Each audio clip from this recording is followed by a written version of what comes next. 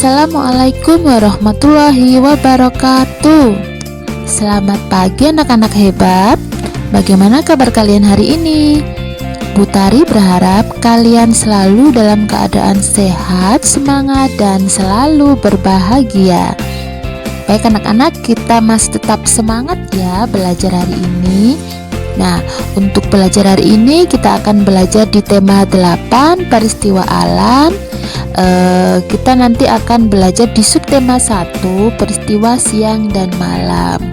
Nah, anak-anak, sebelum kita memulai pembelajaran hari ini, kita awali dulu dengan berdoa ya, supaya ilmu yang kita pelajari hari ini bermanfaat.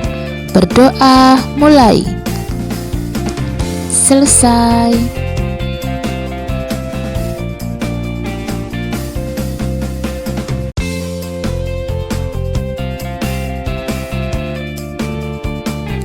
Udin, Benny, dan Edo bangun pagi-pagi sekali. Mereka akan menemani nenek ke sawah.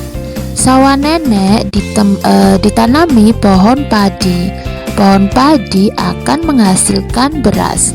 Tahukah kalian, beras adalah makanan pokok kita. Padi melambangkan kemakmuran bagi semua. Padi dan kapas merupakan lambang sila kelima Pancasila. Nah, anak-anak, masih ingatkah kalian bunyi sila kelima?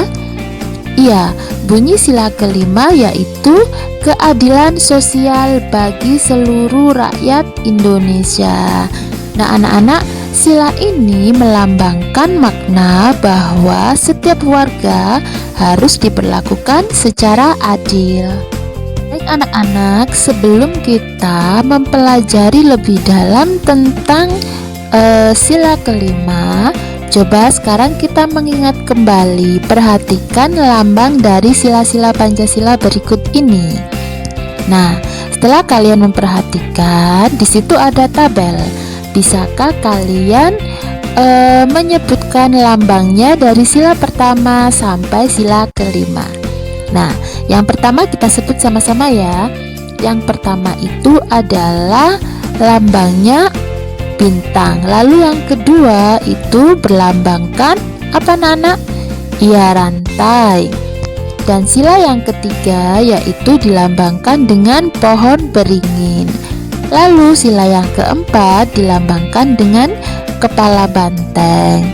Dan sila yang kelima dilambangkan dengan padi dan kapas.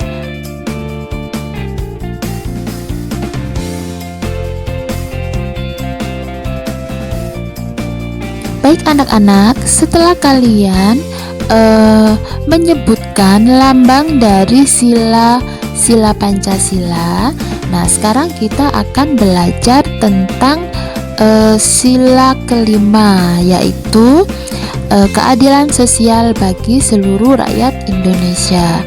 Nah anak-anak, masih ingatkah kalian dengan simbol Pancasila?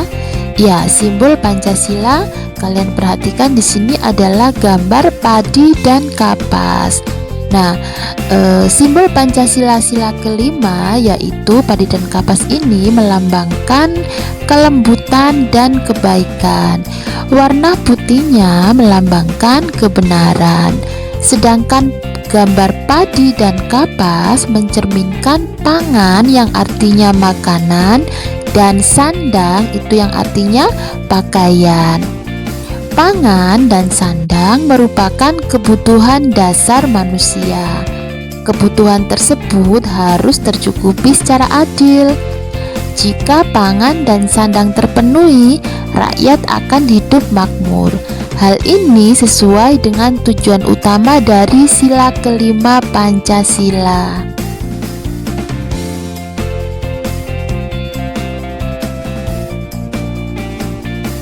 Dalam bersikap sehari-hari pun kita harus benar, bersikap adil kepada teman-teman, selalu berbuat baik kepada sesama. Sikap ini sesuai dengan sila kelima yaitu Pancasila. Nah, berikut ini adalah contoh lain dari sikap yang sesuai dengan sila kelima, yaitu yang pertama, menghormati hak orang lain dengan bersikap tertib saat belajar di kelas. Nah, jadi ketika ada temannya yang sedang belajar, kita bisa menghormatinya dengan tidak ramai. Lalu yang kedua, sikapnya yaitu suka menolong orang lain yang membutuhkan. Nah, lalu sikap yang ketiga yaitu ikut serta kegiatan gotong royong.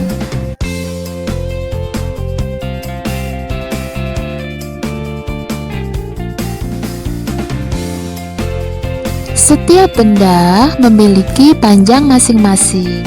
Panjang sebuah benda dapat diukur menggunakan satuan tak baku. Berikut ini contoh satuan panjang tak baku, yaitu ada jengkal, langkah, hasta, dan deba. Nah, anak-anak kalian pada pelajaran sebelumnya materi ini sudah pernah Bu Tari sampaikan ya, tentang alat ukur satuan tidak baku.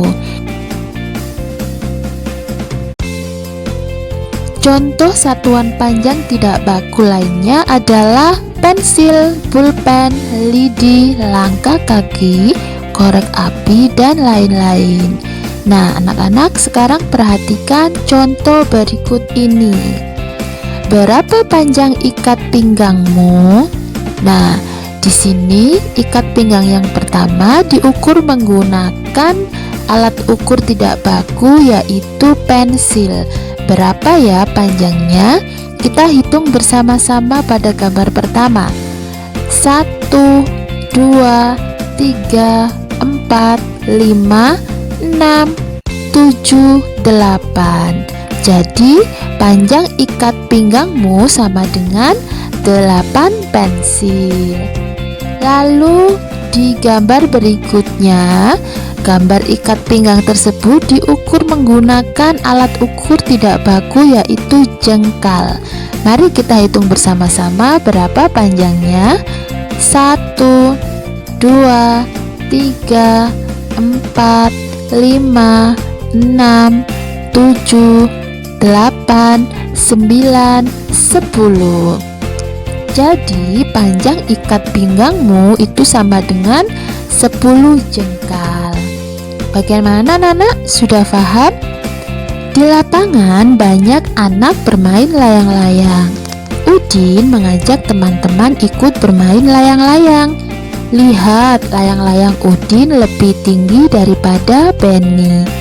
Tahukah kamu mengapa? Karena tali layang-layang Udin lebih panjang daripada Benny.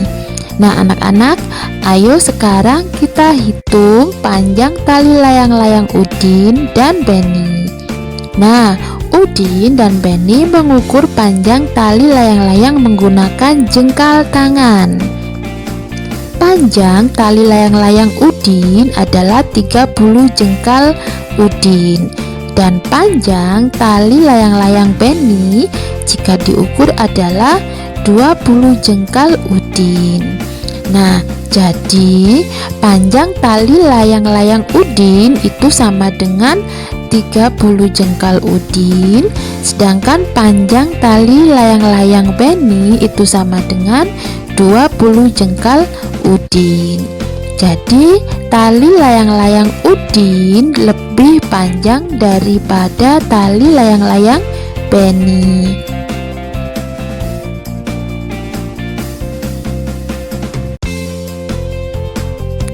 Untuk membandingkan panjang benda, kalian harus menggunakan satuan yang sama. Nah, sekarang perhatikan gambar berikut ini anak-anak. Di sini ada gambar penghapus, pensil, dan krayon. Kali ini kita akan mengukur panjang ketiga benda tersebut menggunakan alat ukur satuan yang sama, yaitu dengan menggunakan klip kertas. Nah, dari hasil ukuran tersebut kita bisa menuliskan panjang penghapus itu sama dengan 5 klip kertas. Lalu panjang pensil itu sama dengan 10 klip kertas. Kemudian panjang krayon itu sama dengan 7 klip kertas. Nah, berdasarkan hasil pengukuran tersebut, kita dapat menuliskan beberapa perbandingan berikut ini. Penghapus lebih pendek dari krayon. Penghapus lebih pendek dari pensil. Krayon lebih pendek dari pensil. Krayon lebih panjang dari penghapus. Pensil lebih panjang dari penghapus. Pensil lebih panjang dari krayon. Nah, anak-anak, jika diurutkan, benda dari yang terpanjang adalah pensil, krayon, penghapus. Sedangkan urutan benda jika diurutkan dari yang terpendek adalah penghapus, krayon, dan pensil.